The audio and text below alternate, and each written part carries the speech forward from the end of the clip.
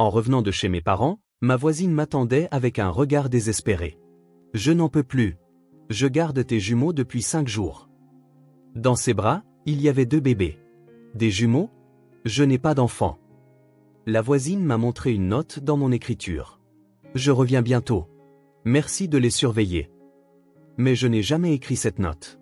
Le test ADN a révélé une vérité encore plus terrifiante. Avant de commencer l'histoire, n'oubliez pas de laisser un like et de vous abonner à la chaîne pour voir plus d'histoires comme celle-ci. Le soleil de l'après-midi à Dallas, au Texas, projetait des ombres entre les gratte-ciel sur les rues en contrebas. Au 12e étage de l'entreprise de marketing Bright Solutions, Emily Johnson examinait les documents pour sa dernière présentation de la semaine. Ce vendredi revêtait une signification particulière pour elle. Candidate à une promotion le mois prochain, son nom devait être discuté lors de la réunion du conseil d'administration. La vie d'Emily avait radicalement changé depuis son divorce 3 ans auparavant. La rupture de son mariage avait été douloureuse, mais elle était aussi devenue une occasion de découvrir une nouvelle facette d'elle-même. Après le divorce, elle s'était jetée à corps perdu dans son travail, gagnant ainsi la confiance profonde de ses clients. Son appartement d'une chambre dans un quartier résidentiel tranquille de la banlieue de Dallas était devenu son sanctuaire. Avant le week-end, Emily consulta un message arrivé sur son téléphone portable. Il venait de sa mère, Carol. « J'attends la fête de demain avec impatience. Papa est tout excité aussi, » disait le message, ce qui fit naître un sourire sur le visage d'Emily. La fête pour le 40e anniversaire de mariage de ses parents devait se tenir le lendemain chez eux, en Oklahoma. Les parents d'Emily, David et Carol, vivaient dans un ranch près d'Oklahoma City. Son père, David, était un ancien enseignant qui, une fois à la retraite, gérait une petite exploitation agricole. Sa mère, Carol, travaillait comme bibliothécaire à la bibliothèque locale et c'était elle qui avait inculqué à sa fille, déjà passionnée de lecture, son amour pour la littérature. Tous deux étaient liés par une profonde affection depuis 40 ans et représentaient pour Emily l'image idéale du couple marié. Une autre personne importante dans la famille était la sœur d'Emily, Sophia. Sophia avait épousé Michael Roberts 2 ans plus tôt et devait actuellement profiter d'une heureuse vie de jeune mariée près d'Oklahoma City. Sophia avait toujours été sociable et joyeuse, servant de bout en train à la famille. Bien qu'il y eût un écart de 7 ans entre elle et Emily, leur lien sororal était profond et elles avaient partagé les événements importants de la vie de l'autre. Avant de quitter le bureau, Emily se souvint de sa voisine, Margaret Wilson. Margaret vivait seule depuis la perte de son mari 2 ans auparavant. Elle habitait à côté de l'appartement d'Emily et était comme une seconde mère pour elle. De temps en temps, elle lui rendait visite avec des biscuits faits maison et partageait les nouvelles du quartier ainsi que de vieilles histoires. Margaret était une ancienne infirmière qui semblait trouver sa raison d'être en prenant soin des autres. Pendant le trajet de Dallas à Oklahoma, Emily réfléchit à la façon dont elle avait changé au cours des 3 dernières années. Le divorce avait été une expérience douloureuse, mais il lui avait permis de découvrir sa propre force. Le succès au travail, des liens familiaux renforcés et de nouvelles amitiés. La vie prend des directions inattendues, mais elle avait appris l'importance de continuer à avancer avec optimisme. Lorsqu'elle arriva à la maison familiale, sa mère, Carol, l'attendait sur le pas de la porte. Alors qu'elles échangeaient une étreinte chaleureuse, Emily ressentit le bonheur d'être entourée de l'amour de sa famille. Dans le salon, son père, David, étalait de vieux albums photos, se remémorant 40 ans de souvenirs. « Emily, tu te souviens de ta naissance ?» dit David en regardant sa fille. « À l'époque, ta mère et moi ne pouvions imaginer quelle vie tu mènerais.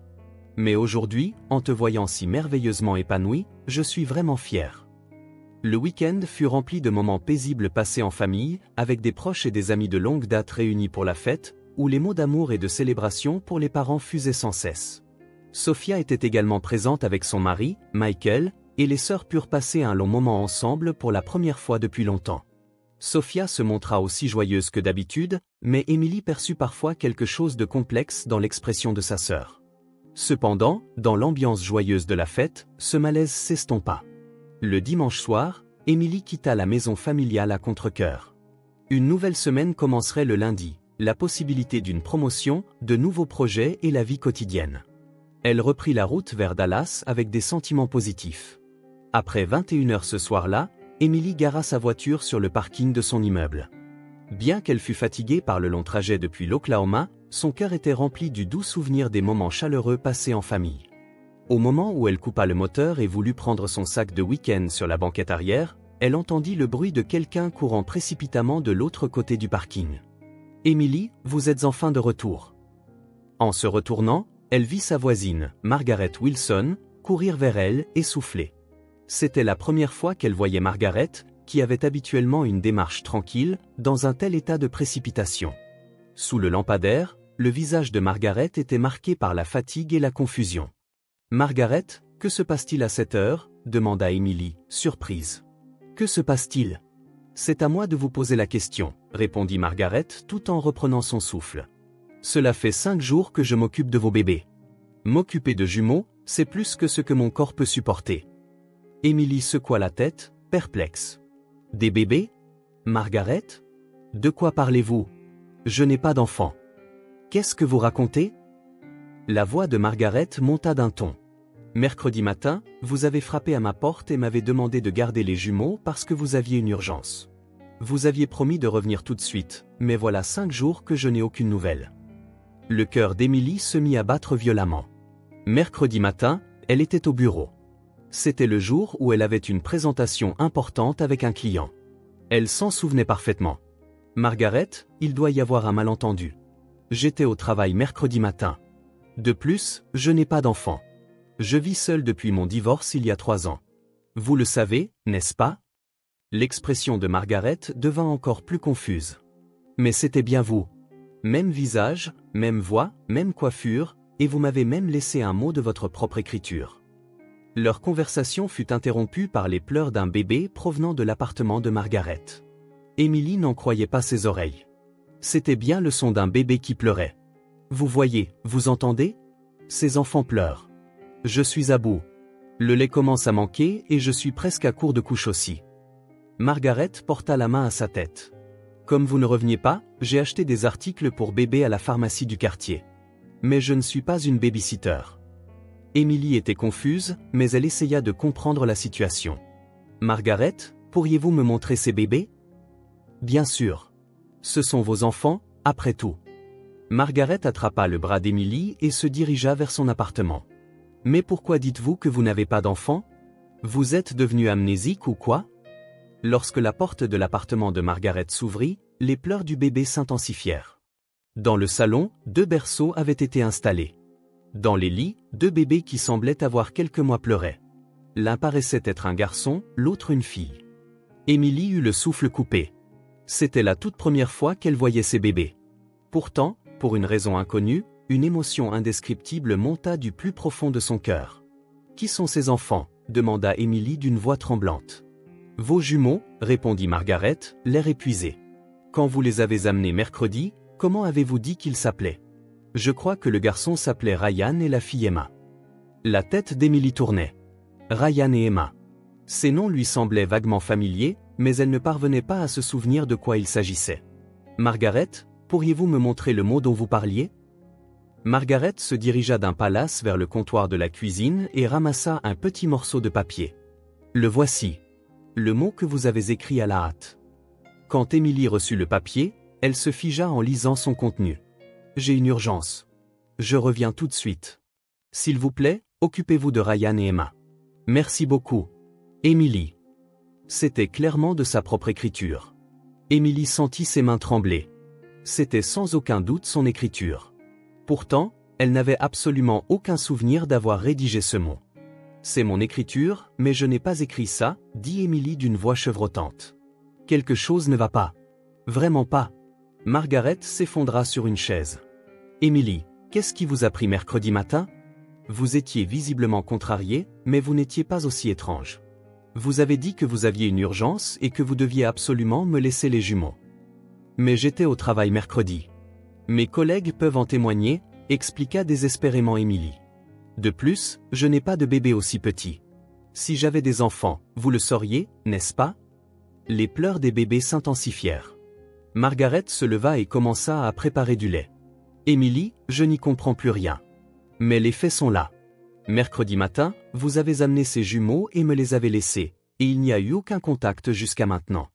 Je m'occupe de ces enfants depuis 5 jours. » Emily regarda autour de la pièce.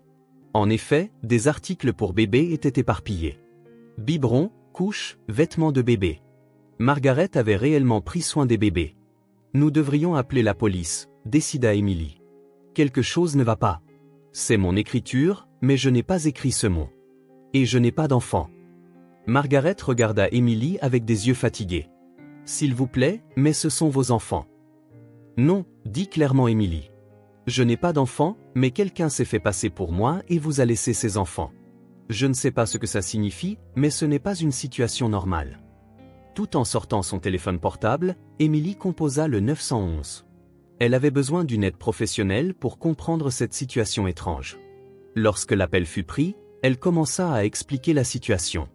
Police, j'ai besoin d'aide pour une situation étrange. Quelqu'un semble s'être fait passer pour moi et a laissé des bébés jumeaux à ma voisine, mais je n'ai pas d'enfant. L'opérateur à l'autre bout du fil demanda des explications détaillées. Emily expliqua calmement son alibi pour les 5 derniers jours, le témoignage de sa voisine et le mot écrit de sa propre main. 30 minutes plus tard, 2 policiers arrivèrent à l'appartement de Margaret. Ils confirmèrent la situation et déterminèrent qu'il était nécessaire d'enquêter sur l'identité des bébés. Après avoir recueilli les dépositions détaillées d'Emily et de Margaret, les agents décidèrent de confier temporairement les bébés au service de la protection de l'enfance. Nous allons effectuer des tests ADN, expliqua le policier le plus âgé. Si ces bébés sont vos enfants, nous le saurons. Sinon, nous devrons enquêter pour savoir pourquoi un mot a été écrit de votre main. Lorsque les bébés furent emmenés, Emily ressentit des émotions complexes. Elle était certaine que ses enfants n'étaient pas les siens, mais en même temps, elle s'inquiétait de leur sort. De qui étaient-ils les enfants? Et pourquoi avait-elle été entraînée dans cette situation? Quand l'appartement de Margaret fut plongé dans le silence, les 2 femmes se firent face, épuisées. Margaret, je suis vraiment désolée. Désolée que vous ayez eu à supporter ce fardeau. Ce n'est rien, Emily. Mais qu'est-ce que tout cela signifie? Qui s'est fait passer pour vous? Emily n'avait pas non plus la réponse. Cependant, une chose était certaine. Ce n'était pas un événement fortuit. Quelqu'un avait intentionnellement essayé de l'impliquer. Le lendemain matin, Emily se réveilla sans avoir fermé l'œil de la nuit. Elle aurait souhaité que les événements de la veille n'aient été qu'un rêve, mais l'historique des appels de la police sur son téléphone lui rappelait que tout était bien réel. À 7 heures du matin, elle appela son entreprise pour demander un congé maladie. Impossible pour elle de se concentrer sur son travail dans une telle situation. Tout en se préparant un café, Emily essaya de mettre de l'ordre dans les événements de la veille. Quelqu'un s'était fait passer pour elle et avait laissé des bébés jumeaux à Margaret. Cette personne pouvait imiter parfaitement son écriture. Et pour une raison quelconque, les noms des bébés étaient Ryan et Emma. Ces noms lui semblaient familiers, mais aucun souvenir précis ne lui venait à l'esprit. Vers 9 heures du matin, on frappa à la porte d'entrée. Quand Emily regarda à travers le judas, elle vit l'un des policiers de la veille, le sergent Rodriguez, qui se tenait là. Elle ouvrit rapidement la porte. « Bonjour, mademoiselle Johnson. J'ai quelques questions concernant l'incident d'hier soir. » « Bien sûr. Entrez, je vous en prie. » Le sergent Rodriguez s'assit dans le salon et sortit son carnet. « D'abord, parlez-moi de vos relations familiales, en particulier s'il y a des femmes enceintes. » Emily secoua la tête. « Ma famille se compose uniquement de mes parents et de ma sœur. Ma sœur Sophia s'est mariée il y a 2 ans, mais elle ne devrait pas encore avoir d'enfant. Je l'ai vue à la maison ce week-end, et il n'a pas du tout été question de grossesse. Pourriez-vous me donner les coordonnées de votre sœur? » Emily donna au policier le numéro de téléphone et l'adresse de Sophia. « Mais en quoi ma sœur est-elle concernée? » Nous explorons simplement toutes les pistes. Étant donné que quelqu'un qui vous ressemble beaucoup a laissé les bébés, nous enquêtons sur la possibilité qu'il puisse s'agir d'un membre de votre famille. Après le départ du policier, Emily décida d'appeler sa sœur. Cependant, le téléphone portable de Sophia tomba sur la messagerie vocale. Même chose lorsqu'elle appela le téléphone fixe. De plus en plus anxieuse, Emily appela le portable du mari de Sophia, Michael. « Michael, c'est Emily. Est-ce que Sophia est là ?» À l'autre bout du fil, elle sentit que la voix de Michael était abattue. « Emily, en fait, je la cherche aussi. Sophia a disparu depuis mercredi matin. » Le cœur d'Emily faillit s'arrêter. « Mercredi matin? C'est ça. Ce matin-là, avant que je parte au travail, Sophia a dit qu'elle ne se sentait pas bien et qu'elle était au lit. Mais quand je suis rentré du travail, Sophia était partie. Certaines de ses affaires avaient également été emportées. L'as-tu signalé à la police? Oui, mais ils n'enquêtent pas immédiatement sur les disparitions d'adultes. Ils ont dit qu'elle était probablement partie de son plein gré. La voix de Michael était épuisée. Emily, sais-tu quelque chose?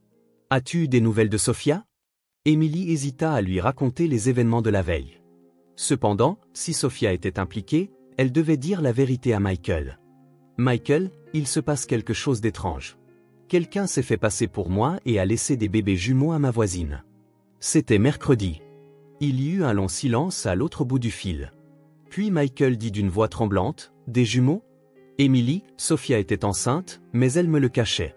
La semaine dernière, j'ai trouvé des tests de grossesse et des échographies qu'elle avait cachés. J'ai appris qu'elle attendait des jumeaux.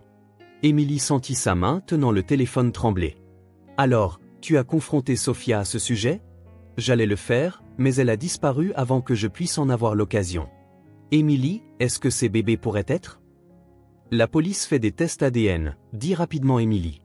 Quand les résultats arriveront, tout sera clair. Vers 14 heures, le sergent Rodriguez appela. Mademoiselle Johnson, il y a quelqu'un qui veut vous voir. Pourriez-vous nous retrouver à l'appartement de Madame Wilson dans 30 minutes? Emily se précipita chez Margaret. Quand elle ouvrit la porte, le sergent Rodriguez se tenait là avec une autre policière. Et dans les bras de Margaret se trouvaient les 2 bébés qui auraient dû être emmenés la veille. « J'en ai assez. Ça fait 5 jours que je garde vos jumeaux. » cria Margaret. Cependant, il y avait quelque chose de théâtral dans sa voix. Emily était confuse. « Margaret, que se passe-t-il?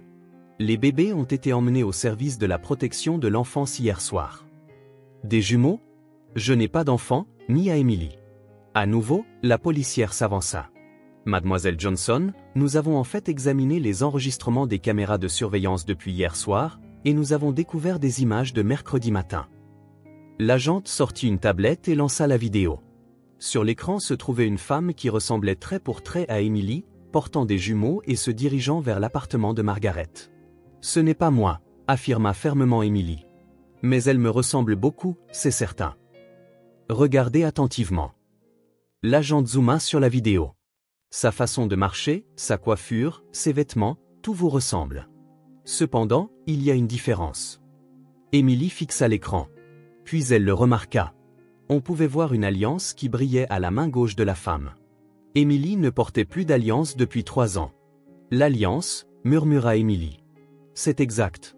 Et nous avons identifié cette femme. À ce moment, on lui montra le mot que Margaret avait remis. Je reviens tout de suite. S'il vous plaît, occupez-vous d'eux. Emily. C'était sans aucun doute son écriture. Cependant, cette fois, en regardant attentivement la note, elle remarqua de subtiles différences. La lettre L, dans Emily était écrite légèrement différemment de la façon dont elle l'écrirait. C'est une imitation de mon écriture, mais elle n'est pas parfaite, souligna Emily. J'écris le L de manière plus arrondie. La policière hocha la tête. Les experts en graphologie sont parvenus à la même conclusion. C'est une imitation habile, mais ce n'est pas vous qui l'avez écrite. Alors qui? Commença à demander Emily, mais dans son cœur, elle connaissait déjà la réponse. Votre sœur, Sophia Roberts, dit le sergent Rodriguez. Elle s'est rendue il y a 1 heure. Emily s'effondra sur une chaise. Sa tête tournait. Sophia s'était fait passer pour elle et avait abandonné les jumeaux. Qu'est-ce que cela signifiait? Les résultats des tests ADN sont également arrivés, poursuivit la policière. Les bébés sont vos parents par le sang. Plus précisément, ce sont votre neveu et votre nièce. Margaret regarda les bébés et dit « Alors, ces enfants sont ceux de Sophia ?» Oui, confirma l'agente. Mademoiselle Sophia est actuellement interrogée au poste de police. Elle dit qu'elle nous racontera tout sur les raisons pour lesquelles elle s'est fait passer pour vous. Emily se leva. Laissez-moi voir Sophia. Bien sûr. Cependant, ce qu'elle dit pourrait être un choc pour vous. En regardant les bébés, Emily ressentit des émotions complexes. Ryan et Emma, pourquoi ces petites vies avaient-elles été placées dans une telle situation? Et pourquoi sa sœur bien-aimée, Sophia, avait-elle fait une telle chose? Allons-y, dit Emily avec détermination. Il est temps de connaître la vérité. Margaret regarda les bébés et demanda, qu'adviendra-t-il de ces enfants? Cela sera déterminé par la suite, répondit la policière. Tout dépendra de ce que la vérité révélera. La salle d'interrogatoire du poste de police était froide et aseptisée. Émilie s'assit sur une chaise en métal, attendant que Sophia apparaisse de l'autre côté de la vitre. Son cœur battait à tout rompre et ses paumes étaient moites. Elle avait peur de savoir pourquoi sa sœur bien-aimée avait fait une telle chose. La lourde porte s'ouvrit et Sophia entra, accompagnée d'un policier. Émilie eut le souffle coupé. Le visage de sa sœur était émacié, avec de profonds cernes sous les yeux. Elle avait l'air d'une autre personne. Lorsque les yeux de Sophia croisèrent ceux d'Émilie, elle détourna immédiatement le regard. « Sophia » appela Émilie d'une voix tremblante. Sophia leva lentement le visage. Des larmes emplissaient ses yeux. « Émilie, je suis désolée. Vraiment désolée. » « Pourquoi » La voix d'Émilie n'était qu'un murmure. « Pourquoi t'es-tu fait passer pour moi ?»« Pourquoi, Ryan et Emma ?» Ryan et Emma, répéta Sophia ces noms. « Je me suis dit que si tu avais des enfants un jour, tu leur donnerais probablement ces prénoms. Tu te souviens, quand on était petite ? On parlait des prénoms de nos futurs enfants. Tu disais toujours que tu aimais Ryan et Emma. » Un souvenir d'enfance revint à Émilie. En effet, adolescente, elles avaient parlé des prénoms de leurs futurs enfants. Sophia s'était souvenue d'un si vieux souvenir. « Mais pourquoi as-tu utilisé mon nom ? Pourquoi les as-tu laissés à Margaret ?» Sophia soupira profondément. « Je vais tout te raconter. Je ne peux plus le cacher. » Le policier activa le magnétophone. Sophia joignit les mains et commença lentement à parler. « Il y a un an, j'avais une liaison. » La voix de Sophia était faible. « Michael est un bon mari, mais notre mariage était tombé dans la routine et mon cœur n'était pas comblé. C'est à ce moment-là que je me suis rapproché d'un homme nommé David, que j'ai rencontré par le travail. » Émilie écouta la confession de sa sœur en silence. David était marié, mais il m'a promis qu'il divorcerait de sa femme. Au début, j'envisageais aussi de divorcer de Michael, mais il y a 9 mois, j'ai découvert que j'étais enceinte. « Tu attendais des jumeaux ?» confirma Émilie. « Oui. Quand j'ai appris que c'était des jumeaux lors de la première consultation, tout est devenu compliqué. Quand je l'ai dit à David, il a changé d'attitude. Il a retiré sa proposition de divorce et a dit qu'il ne pouvait pas assumer cette responsabilité. » La voix de Sophia tremblait. « Je ne pouvais pas le dire à Michael non plus, car les enfants n'étaient peut-être pas de lui. Je ne le saurais pas avant de faire un test ADN. »« Alors, tu as caché la grossesse. » »« J'ai menti à Michael en lui disant que j'avais fait une fausse couche. En réalité, j'ai accouché en secret dans un autre hôpital. Et quand les enfants sont nés, j'ai fait faire un test ADN. » Sophia essuya ses larmes. Le résultat était qu'ils étaient les enfants de David. Émilie ressentit des émotions complexes. Elle n'avait pas su que sa sœur portait une angoisse si profonde. Quand j'ai annoncé les résultats à David, il a complètement pris la fuite. Il ne répondait plus au téléphone et il a même démissionné de son travail. Je me suis retrouvée seule pour élever les jumeaux. Mais pourquoi Margaret ? Sophia eut un sourire amer. Pendant les 2 premières semaines, j'ai réussi tant bien que mal à les élever seule. Mais m'occuper de jumeaux était bien plus difficile que je ne l'imaginais. Je manquais de sommeil et j'étais mentalement acculée. C'est à ce moment-là que David m'a contacté. Émilie se pencha en avant. Il a soudainement dit qu'il voulait qu'on s'enfuie ensemble. Pour commencer une nouvelle vie dans une nouvelle ville, mais il a dit qu'on ne pouvait pas emmener les enfants. Il a dit que s'enfuir avec des jumeaux n'était pas réaliste. Alors toi ? Au début, j'ai refusé. Mais il m'a persuadé avec insistance, et j'étais épuisée aussi. Je voulais du temps pour laisser temporairement les enfants à quelqu'un et régler la situation. Sophia se couvrit le visage. Mais je ne savais pas à qui les confier. Je le cachais à Michael et je ne pouvais pas le dire à nos parents. Je ne pouvais pas non plus l'expliquer à des amis. Alors, tu as pensé à utiliser mon nom. Oui.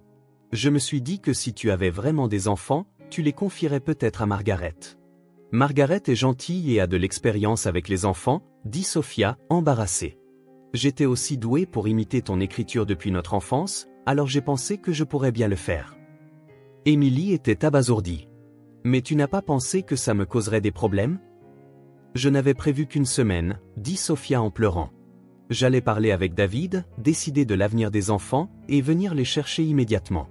Mais je suis allée en Californie avec David, et il a changé d'avis tout de suite. Il a dit qu'il ne voulait finalement pas assumer ses responsabilités et m'a laissée seule. Émilie ressentit la douleur de sa sœur. Alors, tu étais seule en Californie ? Oui. Je n'avais presque pas d'argent et je ne savais pas quoi faire. J'étais inquiète pour les enfants, mais je ne pouvais pas revenir immédiatement. J'ai appris que Michael me cherchait aussi, et je ne savais pas comment m'expliquer. Le policier intervint. Alors, vous avez décidé de vous rendre hier? Sophia hocha la tête. J'ai vu aux informations télévisées qu'Emily avait prévenu la police.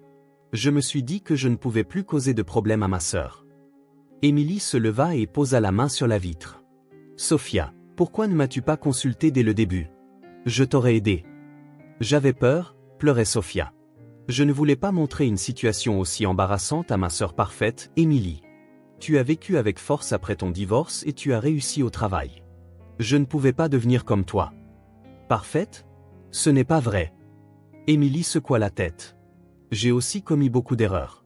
Mais nous sommes une famille, on devrait se soutenir, n'est-ce pas? Le temps de visite touchait à sa fin. Emily posa sa dernière question. Que adviendra-t-il de Ryan et Emma? Je ne sais pas.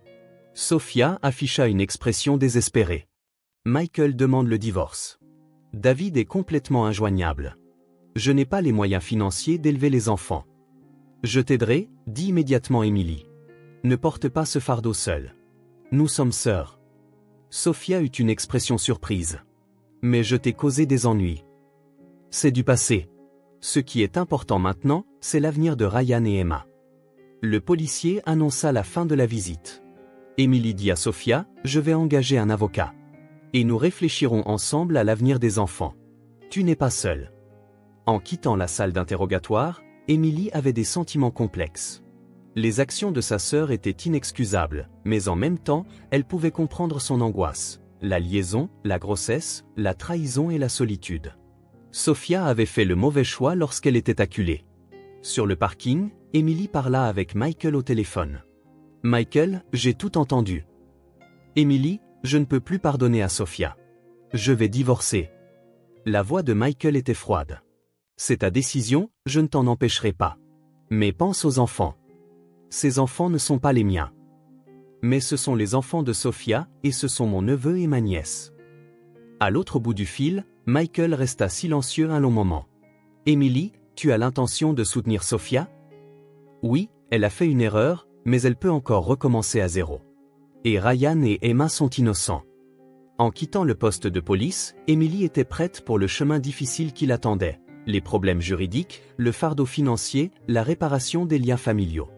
Cependant, elle ressentait aussi de l'espoir. Sophia avait dit la vérité et reconnu ses erreurs.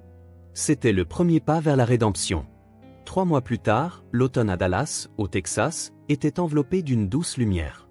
2 berceaux étaient placés dans le salon de l'appartement d'Emily, avec des jouets colorés éparpillés autour. Ryan et Emma, maintenant âgés de 6 mois, grandissaient en bonne santé. Sophia avait reçu une peine de prison avec sursis et vivait actuellement dans un petit appartement à 10 minutes de marche de celui d'Emily. Le divorce avait été finalisé, et Michael avait commencé une nouvelle vie, mais il s'était montré gentleman jusqu'au bout. Il n'avait pas demandé de pension alimentaire et avait même offert un soutien financier pour que Sophia puisse commencer une nouvelle vie. Emily, merci beaucoup, dit Sophia en donnant le biberon aux jumeaux. Si tu n'avais pas été là, je ne sais pas ce que je serais devenue. Emily sourit en prenant Ryan dans ses bras. Nous sommes une famille, c'est naturel. Mais tu te débrouilles très bien aussi. Sophia avait commencé à étudier pour obtenir un diplôme d'aide-soignante. La vie, entre les cours du soir et les soins aux jumeaux pendant la journée, était difficile, mais son éclat d'antan revenait sur son visage. Papa et maman viennent la semaine prochaine, n'est-ce pas? Dit Sophia un peu anxieuse. Les parents avaient d'abord été très choqués en apprenant la situation de Sophia. Cependant, en voyant l'existence de leurs petits-enfants et leurs filles se soutenir mutuellement, ils avaient progressivement commencé à faire preuve de compréhension. Surtout leur mère, Carole, qui avait encouragé Sophia en disant « Il arrive des choses inattendues dans la vie. Ce qui est important, c'est la façon dont on s'en remet. » On frappa à la porte d'entrée. Quand Emily ouvrit, Margaret se tenait là avec une tarte aux pommes faite maison. « Bonjour, Emily. Comment vont les bébés ?» Margaret était devenue le plus grand soutien d'Emily et Sophia après cette agitation. Elle aidait à s'occuper des jumeaux et acceptait volontiers de les garder pendant que Sophia assistait à ses cours. Margaret, merci comme toujours, Sophia s'inclina profondément. Je vous ai causé des ennuis avec mon erreur. Cette discussion est terminée, Margaret fit un geste de la main. Maintenant, le plus important est que ces adorables bébés grandissent en bonne santé. De plus, ça m'a aussi donné une raison de vivre. Margaret prit Emma dans ses bras et lui parla doucement. Avoir ces enfants a égayé ma vie aussi. Je me sentais seule après la perte de mon mari, mais maintenant, chaque jour est agréable. Le soir, lorsque Sophia rentra de l'école, Emily aborda un sujet important. Sophia, la promotion au travail a été officiellement décidée. Vraiment? C'est merveilleux. Sophia était sincèrement heureuse. Alors, j'ai réfléchi. Que dirais-tu de déménager dans un appartement un peu plus grand et de vivre ensemble jusqu'à ce que tu obtiennes ton diplôme et que ta situation se stabilise? Des larmes montèrent aux yeux de Sophia. Mais je ne peux plus être un fardeau dans ta vie. Ce n'est pas un fardeau. Emily prit la main de sa sœur. En fait, avoir Ryan et Emma a enrichi ma vie. Je ressens à nouveau la chaleur d'une famille que je ne pouvais pas sentir pendant ma vie de célibataire. Cette nuit-là, après que les jumeaux se furent endormis, les sœurs parlèrent longuement pour la première fois depuis longtemps. J'ai réfléchi à la raison pour laquelle tu ne m'as pas consulté à ce moment-là, dit Emily. J'avais peur, répondit honnêtement Sophia. Je ne voulais pas montrer une vérité aussi laide à ma sœur qui semblait parfaite. Mais maintenant, je réalise que tu n'étais pas parfaite. Tu avais juste la force de surmonter les difficultés. Je suis désolé aussi de ne pas avoir remarqué que tu avais des problèmes. Nous aurions dû pouvoir nous soutenir davantage en tant que sœurs. Mais maintenant, nous pouvons être ensemble comme ça, sourit Sophia. La vie a pris un détour, mais peut-être que nous sommes finalement arrivés au bon endroit. Dehors, le paysage nocturne de Dallas scintillait. Les lumières de l'appartement de Margaret étaient également visibles. Elle aussi faisait partie de cette nouvelle famille. Même sans lien de sang, elle formait une vraie famille, unie par l'amour et le soutien mutuel. Emily regarda les jumeaux endormis dans leur berceau et pensa, la vie apporte des épreuves inattendues. Cependant, si l'on se soutient avec ses proches, toute difficulté peut être surmontée. Ryan et Emma avaient d'abord été la cause de confusion et de désarroi, mais ils étaient maintenant devenus une lueur d'espoir qui unissait toute la famille. Bonne nuit, Ryan. Bonne nuit, Emma, murmura doucement Emily. Grâce à vous, nous avons pu devenir une vraie famille. Le clair de lune illuminait doucement les visages endormis des jumeaux. Un grand amour attendait sûrement ces petites vies à mesure qu'elles grandiraient. Le début avait été difficile, mais les vrais liens familiaux ne se construisent pas seulement par le sang, mais par les cœurs qui se soutiennent. Emily, Sophia et Margaret. L'histoire d'une nouvelle famille créée par 3 femmes de générations différentes commençait doucement.